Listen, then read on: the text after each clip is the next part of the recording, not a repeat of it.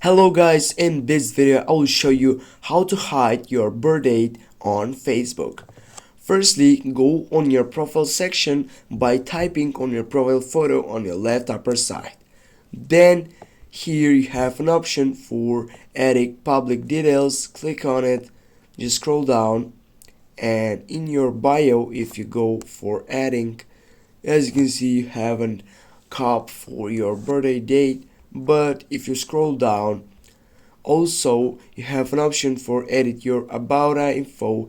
Click on it, then scroll down, and here, as you can see, are the basic info, when is also include the birth date. Click on the second solution by typing on the edit section first, and go on the first section, go for more options, go only me, go again, more options, only me. Now go save, write down. You'll need to wait.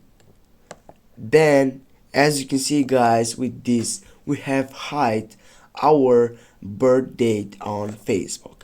Thanks guys for watching. Don't forget to hit that like and share the video. See you soon.